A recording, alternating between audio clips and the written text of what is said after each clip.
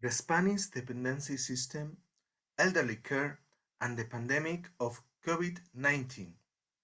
This work has been carried out by Beatriz Muñoz González and Luis López-Lago from the University of Extremadura.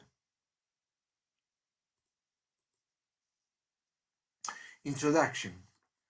Population aging in contemporary societies is not a recent or novel issue. In the so-called developed West, it has been a major problem for decades that, due to its progressive nature, is gaining new meanings that require a permanent review of strategies and policies. In Spain, the progressive aging and the high index of dependent elderly people have placed the dependency system at the core of political, academic, and societal concerns. The figures show a significant increase of the dependency rate in the population over 64 years old. Between 2008 to 2020, it increased from 24.19% to 30.19%. And according to the National Institute of Statistics, in the 2070, it will reach 49.23%, which poses two significant challenges in terms of sustainability of the system itself. More immediately, the health crisis unleashed by the COVID-19 pandemic has had devastating effects on the elderly population. It has emphasized the debate on the role of the state in the protection of this group, and it has sparked bitter controversies on the neglect by public administrations and the role of these and families in caring for the elderly. Before this scenario, a series of starting questions arose. What are the main characteristics of the dependency system? What progress has been made with respect to the previous periods? What have been the limitations of the system in the context of the economic crisis of 2008 and the sanitary crisis due to the pandemic in 2020? What elements of its institutional design have been stressed due to the pandemic? How was the crisis affected elderly dependent people and their caregivers? And what changes will be in the dependency system as consequence of COVID-19? These questions outline the main objective of the paper, to show the problems and the challenges that the Spanish dependency system has faced during the COVID-19, and make recommendations to lessen the impact of the pandemic and prevent future problems of similar characteristics. For this purpose, a characterization of the Spanish dependency system has been carried out, pointing out main elements that define it: progress and institutional consolidation, advanced regulations, familist character, increase of the institutionalized environments, its multilevel configuration, and the impact of the 2008 crisis. Subsequently, the emergent issues related to the dependency system during the COVID-19 health crisis were identified and had been contrasted with data from a pre-pandemic context. It has highlighted the limits of the system and raised some proposals for its improvement as an original and relevant contribution. The methodology used was the scoping review, an exploratory review that made it possible to identify the topics of interest when answering the initial questions and selecting the relevant papers. Materials and methods.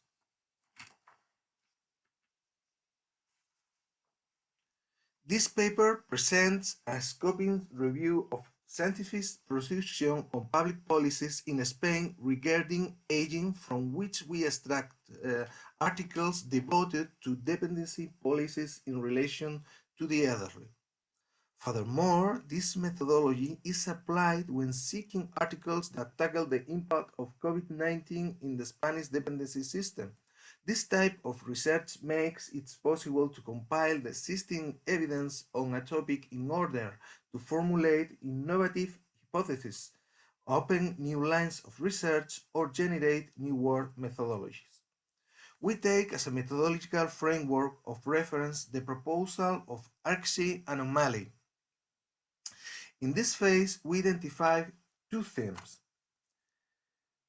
A. In the general review about aging policies, we acknowledge the specific weight of scientific literature devoted to the dependency system.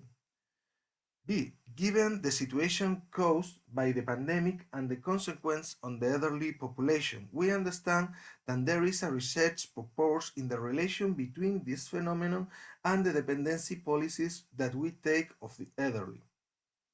In the second phase, identification of relevant studies, the following search criteria in English and Spanish have been used: Spain or Spanish, and aging or aging, and public policies or law. In the search engines, Scopus, Web of Science, Google Scholar, and JSTOR, and España or Española or Español, and Envejecimiento, and Políticas Públicas or Ley. In the search engines, Dialnet, Cielo, Indices CSIC, and the database specialized in legal literature, and Anzadi. The searches were conducted between March 31st and April 1st, 2021, and the results were 30,032 articles. The search of materials used to analyze how the dependency system faces COVID-19 was conducted in the search engines mentioned above in the following criteria: Spain or Spanish, and long-term care or dependency, and COVID-19, España or Española or Español, and dependencia, and COVID-19, showing as general result of 33,540 articles. These searches were conducted between the 12th and the 17th of December 2020. Information on the date of publication, country, type of study, results, limits, and interest responding to the needs of the research was extracted from all the documents. The third stage is devoted to the selection of papers in order to characterize the dependency system. The articles come from indexed journals with a starting date in 2015, when the social economic indicators seemed to point to an exit from the 2008 economic crisis until March 2020. 3 reviews were performed: title, abstract, and reading. The following exclusion criteria were taken in account: not having significant contributions on public policies on aging in any of its forms, not referring to Spain, Mediterranean countries, Southern European countries, etc. The total number of articles related to public policies on aging was 68, of which 18 had the main topic of dependency policies in relation to the elderly in Spain or in Southern European countries. On the other hand, the materials used to analyze how the dependency system is facing COVID-19 were selected with a broader criterion. Not only indexed journals were taken into account, but also professional websites and great literature. Although the title, abstract, and reading reviews were conducted, those did not have any significant contribution in terms of dependency policies and system in any of its forms to the COVID-19 impact, were excluded. A relational method was also used to recognize authors and papers, identifying them in their own analyzed materials. This type of research resulted in 15 scientific articles and 13 other materials among professional and institutional websites and grey literature. The registration and cross-checkings of these materials resulted in the identification of emergency topics in the two fields analysis, the Spanish dependency system and the dependency system in the face of COVID-19. Afterwards, the results we compare to obtain the conclusions.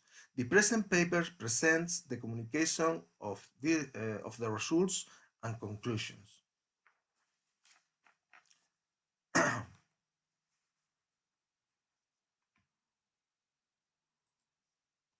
Results 1. Characterization of the Spanish dependency system.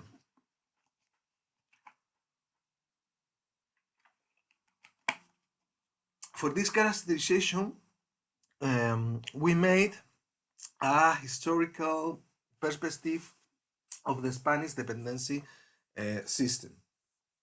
It is necessary to go back to the 19th century to find the first institutional development of the Spanish public dependency system. At this point, religious assistance gradually began to be replaced by public charity, mostly with a municipal character. However, it was not until the 70s when a state strategy was created for the elderly dependence. The passing of the National Plan of Assistance to the Elderly, Plan Nacional de Asistencia a los Ancianos, and the creation in 1878 of the Institute of the Elderly and the Social Services, Instituto de Mayores y Servicios Sociales, IMSERSO, that still exists today with different attributes. The arrival of the Spanish Socialist Party to the government in 1882 with an ambitious program of social reform also meant a change in understanding attention to the dependency from a perspective of public charity, characterized by being an assistance-based model to a social welfare system with a rights-based approach. Thus, the decade of the 80s was the decade of the consolidation of the dependency public system for the elderly people. During these years, there was a notable increase in the number of homes of the elderly. Likewise, in the decade of the 80s, the home care services began designed with a generalist vocation that would extend through all the country through the municipal local services. Both nursing home and home care experienced an extraordinary boost in the following decade with the development of new resources such as daycare centers or remote assistance. In 1883, the INSERSO gerontological plan would be the reference framework for aging care policies, among them dependency. This will be an innovative character when the service coverage rate will be established, the socio-health care and the socio-community actions will be coordinated, and the advantage of the home care were highlighted. Entering the 21st century, Spain harmonized its dependency framework with a great action guidelines, following the international context in its matters of an aging and dependency. This will be in a white book on care for people in situations of dependency in Spain, and afterwards in the Act of the Promotion of Personal Autonomy and Care of Peoples in Situation of Dependence, Ley de Promoción de la Autonomía Personal y Atención a las Personas en Situación de Dependencia, eh, la PAD o Ley de Dependencia. The entry into force of the Ley of Dependence was an historical moment of enormous importance regarding the rights of the dependent people in Spain due to universal character and due to extend the coverage that it provides. It also had a definite catalog of services with an extent similar to the most advanced European countries. Also, this act redefined the institutional organization of the dependency system. The System for Autonomy and Dependency Care, SAAD, was created as a network that holds public, private, and concerted resources to optimize the dependency care system. Interinstitutional coordination of the SAAD is carried out through the Territorial Council of Social Services and the System for Autonomy and Dependency Care, which is an organism of multilateral cooperation similar to the sectoral conference with the participation of the states, the autonomous communities, and where appropriate, the local entities. This means the consolidation of a multi-level model of dependency care in Spain with participation of three levels of administration: state, autonomous, and local administration, highlighting to the broad delegation of competence to the latter two. In addition, the Act gave a decisive boost to the role of the social services in dependency care and had reforming effect on a large part of the autonomous legislations that regulates them. The consolidation in Spain of the policies related to the long term as the fourth pillar of the welfare state has translated into political, social, and academic interests when three elements with great social protagonism and greater political relevance should be highlighted: the family-based care system, the multi-level nature of the dependency system, and the Dependency Act, and the impact of the 2008 economic crisis on it and its caregivers. The feminist care system. A large portion of the articles that tackle the dependency do so with reference to the study care system within the welfare system, either contextually or as priority object of study. There seems to be a consensus in qualifying it as a feminist when the most defining characteristic centers the care of the elderly within the family environment. The system is typical of Southern European or Mediterranean families, and it is based in two main elements. On one hand, cultural inertia, and on the other hand, the weakness of the welfare system. Despite the considerable sociocultural changes that have happened in societies of Southern Europe regarding the kinship relationship and the role of women in the family, the nuclear family continues to function as the axis on which much of the care is based. Dinovi et al. Speak of a social expectation in care considered a moral duty for the family, pointing out that the literature that analyzes social relationships in this context shows that women will bear the burden of this task. This cultural anchoring of the familistic Spanish care system is perpetuated by the need of intergenerational solidarity with the family environment because the institutional developments for long-term care do not cover the real needs of an increasingly aging population. Moreno Colon et al. Mentioned that the services that address dependency are designed taking advantage of the Spanish culture of the country. These authors point out the hybrid character of the Spanish dependency care system with political proposals that are in the line with the social democrat tradition of the welfare states, at the same time that their development has been subject to liberal policies where family and cultures are what matters in terms of care provision. On the contrary, García Faroldi places Spain fully in families typical of the conservative and Mediterranean system, with a high degree of informality in contrast to the liberal and social democrats based on professional care. Also, Sanchez Castiñeira identifies the limits of the familist system in Spain, highlighting the inefficiency of the solidarity networks based on kinship in the most impoverished homes, favoring the persistence of institutional families.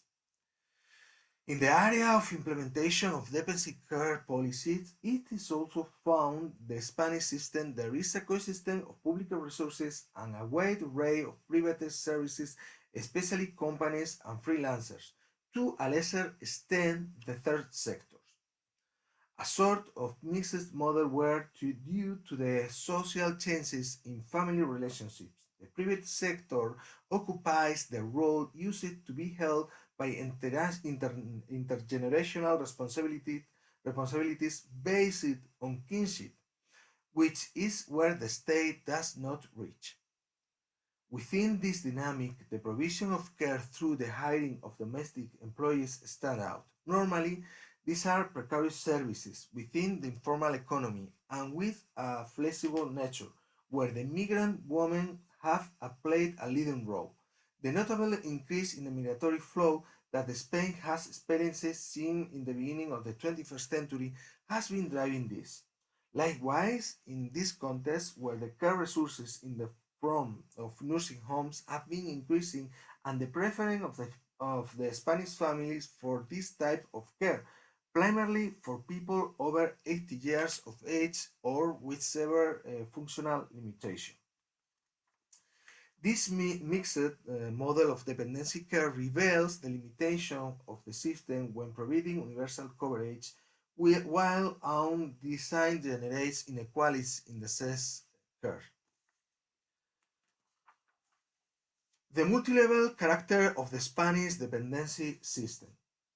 Due to the centralized characteristic of the structure of the Spanish state, the different levels of the administration, state, regional, and municipal, are involved in the implementation of the dependency policies. Some lines of study have a positive opinion of the complementarity between the administration, particularly at the regional and local levels.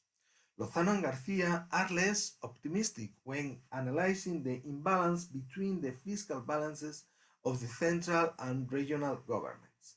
The main idea is that the state provides insufficient budgetary allocation to the regional government, as they have limits to their financial autonomy due to their low event raising capacity and demanding deficit targets they face. A vertical imbalance is produced that seriously affects the implementation of dependency public policies and their sustainability. They know that there is a turning point in the imbalance due to entry force of Dependency Act, as the regional treasurers must pay serious expenditure without an adequate correspondence from the central administration, and also with the prospect that this expenditure will increase due to the progressive aging of the population.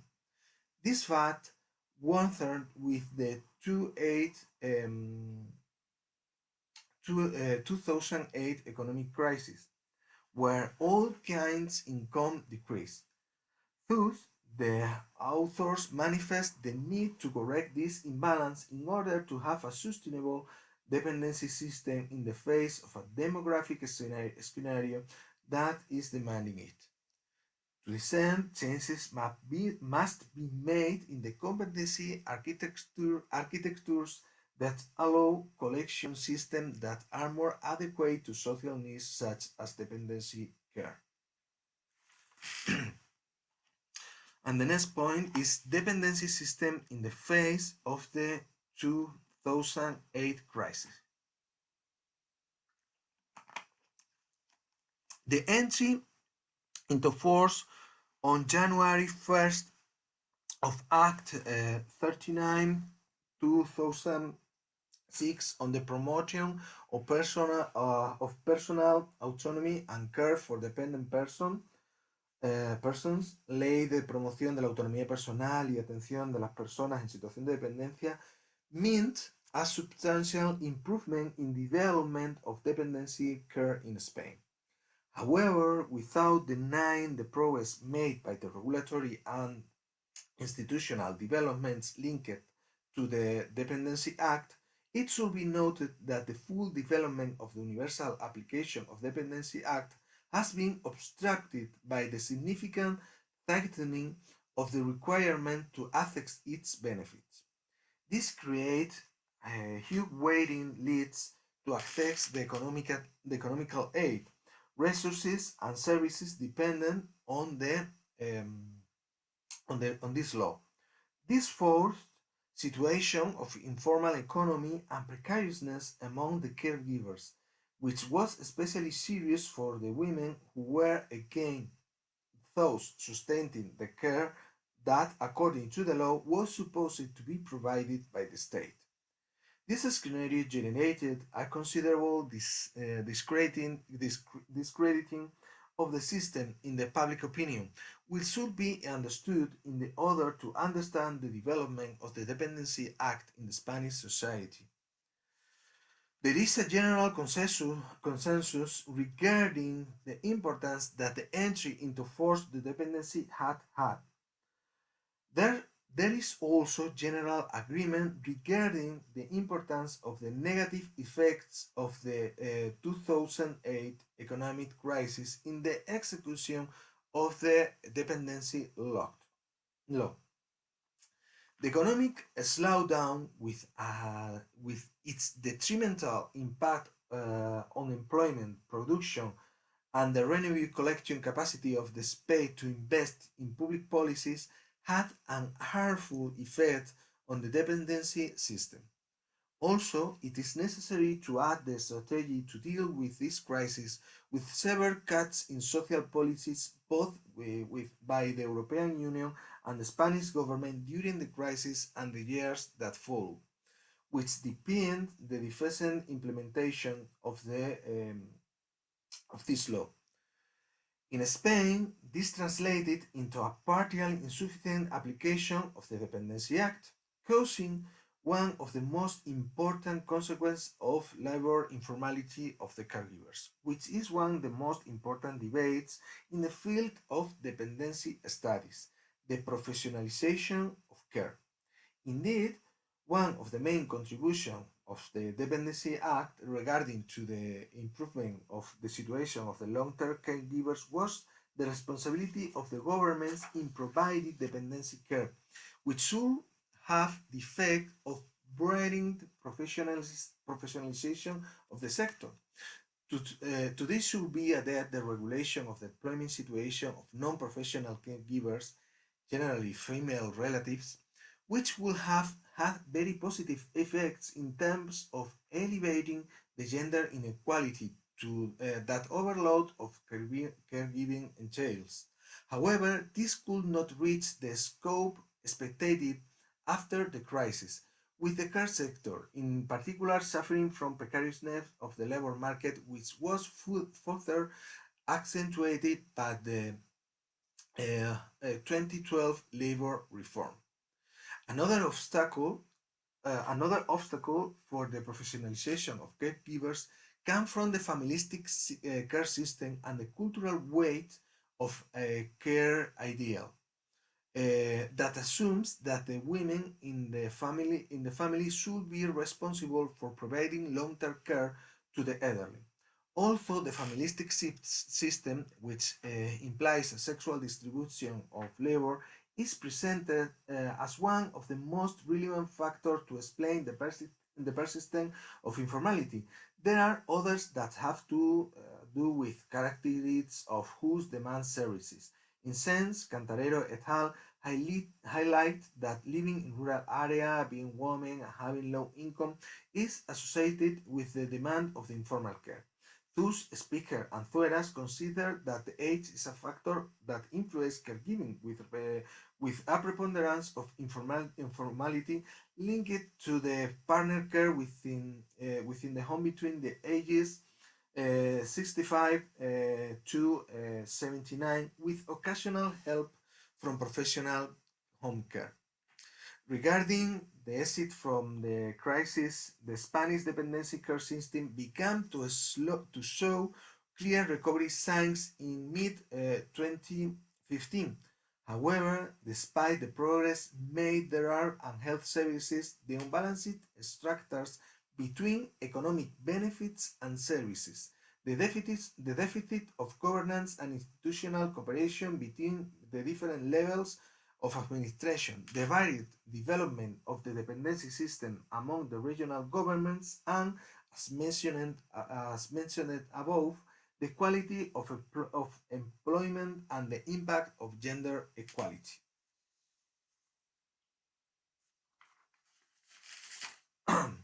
And the next block is results results 2.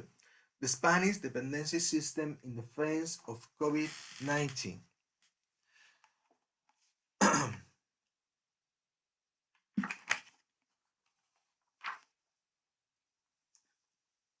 It is considered interesting to confront the theoretical production analysis with the emerging ideas on dependency that have been developed in the scientific field as a result of the appearance of the pandemic uh, as a result of the appearance of the pandemic.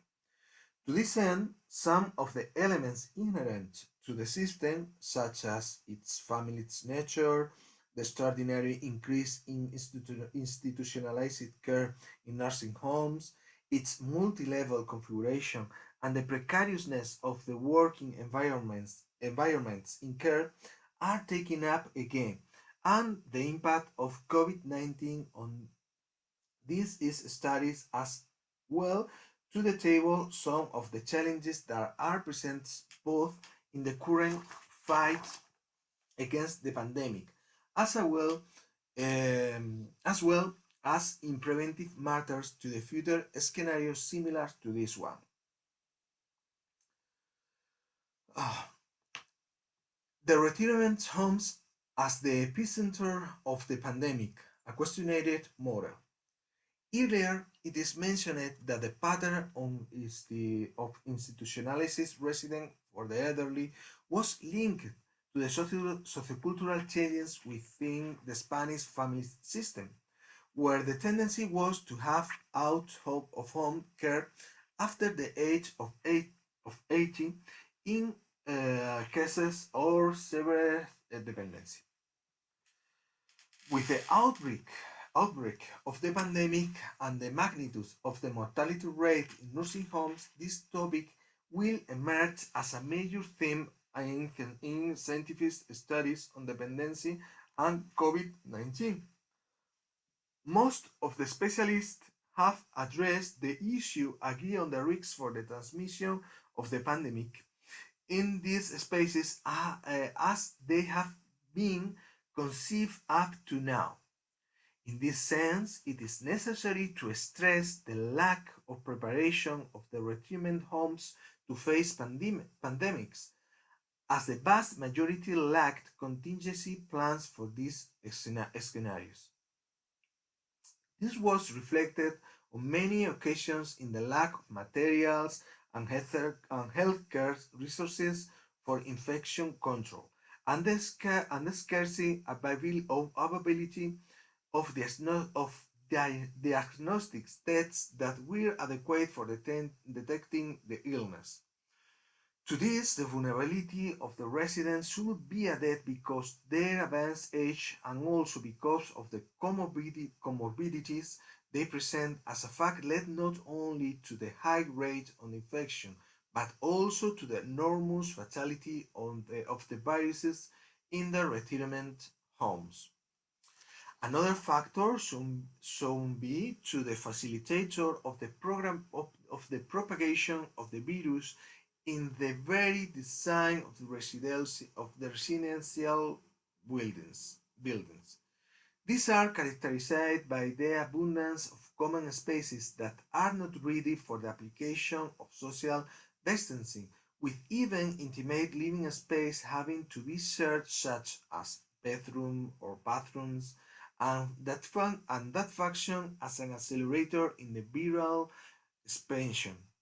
Furthermore, continuous outdoor ventilation paramount because it is the essential to diminish the viral load in the buildings. Some studies point out that there is a correlation between the following: the size of the resident home, the occupied places, and the greater risks of pathogen dissemination. In Spain, where half of the nursing homes have capacity for over um, 100 people, the pandemic has shown the need for a change of the model that tends to diminish the number of residents sharing space. In addition, the lack of personal protective equipment, PPE, and of specific training for the workers in prevention, particularly in the first phase of the pandemic, meant a huge vector of contagion. These factors, together with the social pressure at work, the lack of personnel, and high doses of exposure to suffering, also resulted in high levels of stress among the workers and at the retirement homes, demonstrating the need not only for PPE and training, but also for psychosocial protection strategies. In addition, the lack of PPE and of specific training for the workers' prevention, particularly in the first phase of the pandemic, meant a huge vector of contagion.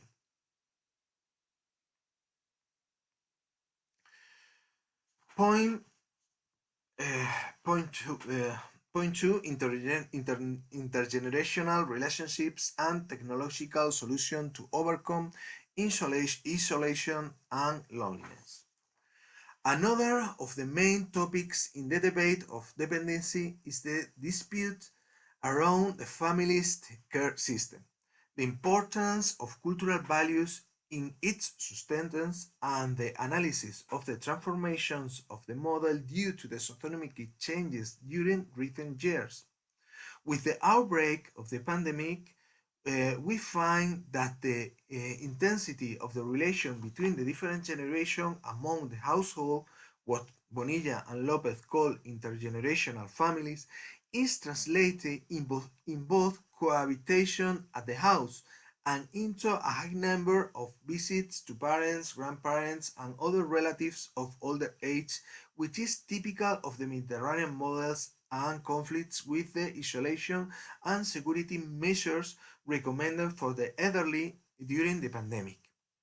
It could be interesting to more deeply study the vector of intergenerational cohabitation and the expansion of the virus, and how this could affect to the Southern European societies.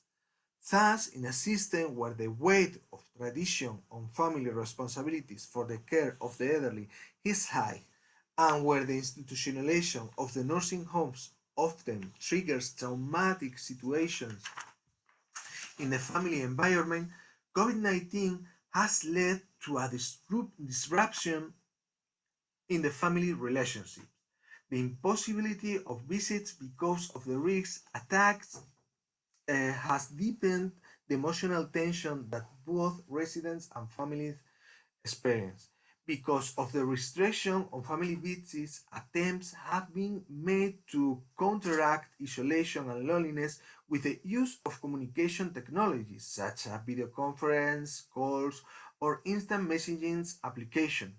The rush to train the elderly in the use of the technologies during the first months of the pandemic must give way to a strategy of technological literacy and the development of accessible telematic systems in order to incorporate this type of communication into the daily life of the residents in a natural way without replacing face-to-face visits once they are safe. The other point is the familistic care system and desinstitutionalization as the preferential option in the pandemic. On the other matters, COVID-19 has encouraged a focus of the desinstitutionalization of the elderly, given that the care scenario of the family system can facilitate its adoption. This is not a new idea, but the fact that the home option for the elderly people allow for better containment of the transmission, and the fact that this may be a means to reduce the pressure of the nursing homes in the face of a possible outbreaks of the pandemic or similar situation has placed them at the forefront of the public policy's priorities. This implies the reinforcement of attention by the community services and development of new strategies coordinated by the social services, the family's primary and specialized healthcare, the care employment sector, and volunteering and associations. This institutionalization may be a positive policy in the face of scenarios such as those generated by COVID-19, but must be accompanied by the reinforcement of measures that do not place the burden of care at home on women, mainly informal caregivers, in what Del Rio, Lozano, and García Calvente have called the refamiliation process of the care during the pandemic. With this scenario, does that remind us that dependency system is strongly hit by the 2008 crisis, left a very unstable sector with high precariousness of its workers, suddenly affected by the COVID-19 crisis, with a horrible impact on such a fragile sector on the labor market. Thus, the pandemic has put great stress on nursing homes, even causing collapse on numerous occasions. This has revealed the deficits of a system that was heavily struck by the 2008 crisis cutbacks. The next point is conflicts within the multi-level system and the response from the state. The multi-level model of the Spanish dependency system, with this wide delegation of competence on the regional and local levels, has revealed some contradictions during the pandemic. Conflicts of competence among the different administrations that directly affect the dependency system, noting the wide dispersion of regional regulations, especially on nursing homes, at the absence of a consensual and uniform protocols. An attempt has been made to provide homogeneity to the actions of the different administrations in the national territory through ministerial orders published in the BOE, Official State Gazette, Boletín Oficial del Estado. Likewise, the response by the state on an economic level was to inject resources into the dependency system in order to alleviate regional and local governments that had their nursing homes, home care, or telecare services highly stressed due to the pandemic. The next point is the COVID-19 impact in caregivers. Lastly, the situation on the caregivers, which occupied a prominent place in the scientific debate on the dependency system in Spain, continued to play a major role when the pandemic broke out. Thus that denounced the structural scarcity of care workers in the Spanish nursing homes. Manzano is of the same opinion, highlighting the impact of the sick leaves on a system that was already in deficit. These workers, mainly women, carry out their work in precarious conditions, even in the informal environment. This situation has worsened during the pandemic with exhausting working hours under extreme stress conditions. In the case of informal caregivers, the invisibility of their situation makes it difficult to know the impact of the pandemic on their sector.